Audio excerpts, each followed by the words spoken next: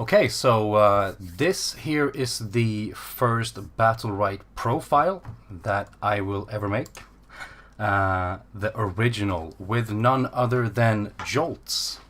Thank you for being here. Hey, no problem. Glad you asked me. Yeah. The first guy, right? This is your first interview. Yes, yes. You were actually the first name I thought of. If I should do this, I want to start with Joltz. So I'm really glad that you decided to say yes to this. Oh, you asked it so nicely, so gladly. I'm glad to hear. Okay, so if someone hadn't heard of you before, if someone finds this video and just don't know who you are, how would you introduce yourself real quick? Well, I'm a full-time Battlerite streamer. I stream Battlerite only at the highest level, which is qualified for the Battlerite Pro League with my team. And, well, I'm just a player who plays the game and tries to enjoy it, and I think that's how it should be, and then that's how I got into the top. And also the stream works as a way to show people how I do it. And I'm just another player, just like you there. So it's very hard to introduce yourself. Yeah. But I think that was decent. It was good. It was good. You've been around for quite some time. You've been on quite a few teams. I know you've been on Bruce Lee, Intolerant, and then came Ailamau Kek. Yep. Right? That turned into Gatekeepers that you call yourself now. Yeah. That's how it was. Have I missed any team there? No, you haven't actually. I think that's very accurate. 4 teams total I've been in. If we count both Ailamau Kek and Gatekeepers as 2 teams, right? Okay. Yeah. Ailamau Kek had a blank, different player than Ruthan. Yeah. I was playing DPS. I wanted to talk about that as well, because that's another thing that you've changed is like your role, because you used to be an ESMO player first, right? Yeah, absolutely. Played range. I played at the start of the year when I started to get into the competitive scene and we started winning. I was playing ESMO because I enjoyed the hero, the like insane burst. Just punishing with ESMO was overall so easy, and I loved him. So I played ESMO for, I would say, like from January to June, only ESMO in tournaments. Of course, in a couple tournaments, I switched to melee just for fun, to switch it up. Mm-hmm. Now you're playing support on Gatekeepers, right? Yeah. I wanted to play support for a long time because I've never experienced the role for the whole year what I played. I think it was around 2017 December when I started to think, maybe I want to play support. I want to try support or go. But at the time I had Nee as my teammate, and it felt like we didn't find a proper third teammate for us. Right. So we disbanded. We disbanded the team. It was a very, very unfortunate moment, sad moment. We have played almost a year together. So you kind of form a bond, even though it's an internet, but still. I still consider him as my friend to this day. But after that Intolerant broke up, I went to the Almalake, where Blanks was supporting Hot Biscuit as range DPS and I was playing melee. We played a couple of tournaments, but then the tournament scene kind of like died down on EU. There wasn't really any tournaments going on. So Blanks quit the game, and I was like, this is my moment. Now I can try to play support. So I contacted Hot Biscuit. I was like, do you want to form a team? I will support and we get a good melee. And he was like, well, we can give it a try. So okay. I was like, okay, let's go. So we got through fast as melee DPS, and I was able to play support, and I enjoyed it so much because the playstyle is completely different. Yeah. I need to keep a track of my teammates' cooldowns and opponents' cooldowns. Of course, it's not possible to keep track of everyone's cooldowns because that requires some immense focus. Yeah. But as long as you're able to keep your teammates' cooldowns in check, I think that's pretty good for a support player. And it definitely allows me to enjoy the game much more. So you learn. Yeah. Learning is enjoying. So that's pretty much the story of all my roles. Yeah. So what made you go for Rutha then? Rutha? Yeah. At the start, we wanted to pick Bevs, the Reagan player. I don't know if you heard about him. Bevs. No, I don't think I have. BEWZ. He don't play much competitively. No, he doesn't. But his team actually qualified for BPL this This time. He Then plays the melee there. His playstyle is like very aggressive and what's the name of the team that he's on? Do you remember that?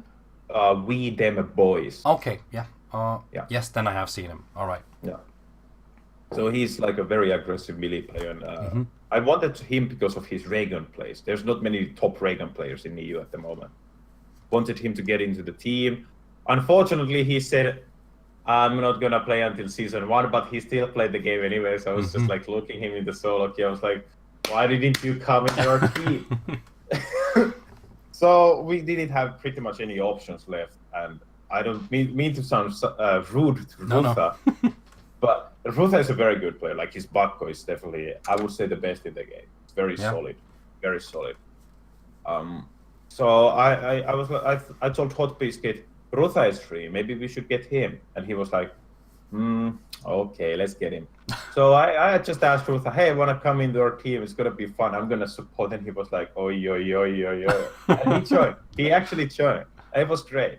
And that's how we got Rutha into our team. Kind of like the second option, but still, I'm very happy that he came into our team because we are pretty successful as a team. I read in an old Battlecrank interview that you did that you left Bruce Lee because you felt the atmosphere there was a bit too serious, and you wanted to be able to have more fun. And Intolerant, you guys picked like. You didn't want to control yourselves and just be slaves to the meta, basically, and pick what you think is fun. Yes. So I'm curious now. You're in the BPL. You're in a top EU team. You're fighting for a lot of money. How would you say that the atmosphere in Gatekeepers is? Your current team. Our atmosphere is good. It's very balanced. We have Hot Biscuit, who's like he's very stoic and he's very serious, and me and Rutha, we are a bit like laid back, chill boys. So it kind of balances it perfectly. And sometimes of course we have issues too, like being a bit too serious, but like we are very forgiving to each other. So overall our team is in a very good mental health state, and that's very important. We all enjoy the game. We are all very competitive, but we remember to have fun at the same time. That's the best. So is didn't have that in Bruce Lee. Yeah. Is Hot Biscuit kind of like the captain, like the serious guy? He's the captain, like captain of the team. But we are just I would say that we work together, all of us. That we don't really have a captain who decides that we are gonna play this, but we just like think everything together and what we do, because many other opinions at high level is better than one opinion only. Okay, so if you do watch a Joltz stream lately, something that you've seen other than Battlerite, we've seen you play the piano. Piano boy, absolutely. Yeah. Is that a new hobby, or has there always been like a musical interest in your life? Absolutely no. I hated anything related to music theory or classical music up until I was 23 years old. Yeah. And I never had any interest in playing any instrument. And just suddenly listening to Kingdom Hearts Dearly Beloved, I thought to myself, I want to play that on piano. So I got a piano and I started practicing it. And this happened 1 year ago. So and I learned it, and I wanted to learn more and more and more and more and more. Here we are, been playing piano for one year, and I don't regret it a single moment. It's the greatest thing what has ever happened in my life. Learning an instrument is the greatest thing what you can do to yourself. Being able to play music to other people it's very nice to see their smile. I agree. I'm a music teacher, so I'm really happy. Follow Jolt's advice, learn an instrument. It's very great. It's very great.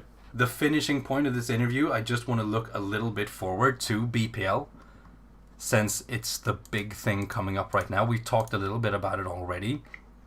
How competitive do you think the league will be? Like, I said I think that you and Impact are like the top two teams. You said you think Impact is the best team, but there are a lot of other teams in this league. How hard do you think it'll be? It's not gonna be easy. This whole group stage it's extremely stacked. There's so many good teams in there. I think every single team who are in BPL EU at the moment can come out of top, and it's very volatile. It's nitroglycerin gonna explode, and if everything goes as I think will go, it will be Impact or Gatekeepers first or second, and the third team either gonna be Biosyn or Functional Sociopaths, and the rest is gonna be a question mark, but gonna knock the wood just in case, because anything can happen. Yeah. Anything can happen. What do you think this investment that the BPL will mean for the future of Battlerite? Because this is a big step. When we talk about money, there's a lot more money. There are a lot more regions involved. There is the LAN finals. I mean, I think it will be good advertisement. It will be very good advertisement for like Battlerite overall and the esports scene, because like many players nowadays, they want to play a video game with esports because they want to have the possibility of being there. Even if like they realistically won't make it, but they still have the small idea that if I get really good, I will be able to play on the stage. You know, it's many players dream to play in a big LAN tournament at least once in their life. So I think it can definitely bring new players, because I get daily asked on my stream chat, hey Joltz, is the game dead? Is the esports scene dead? Is there any tournaments going on? This blah blah blah blah, you know. So I think it's going to be very good when the League players or Dota players or World of Warcraft players see the Battlerite LAN happening, Battlerite tournament happening. They might actually try to hop into the game and try it out themselves. Yeah. And it will also maybe attract new sponsors coming into the scene. Who knows? Do you think we'll see traditional like esport organizations pick up Battlerite rosters now that there are LAN events on DreamHack and stuff like that? Absolutely, there will be, because they want visibility, right? So absolutely, I think during this BPL group stage, people will start to pick up teams, join teams. Yeah. Okay, that would be really interesting and really cool to see an infrastructure grow. Is there anything you want to say before we shut things down here? Follow me at www.twitch.tv/Joltz. Subscribe today. It's almost free. If you have Twitch Prime, subscribe with that. You can almost do it for free too. That's pretty much it. Don't use adblock on my streams. I'm paying my bills with my stream. Okay, thank you. That's all you get. Anywhere else people can find you other than Twitch?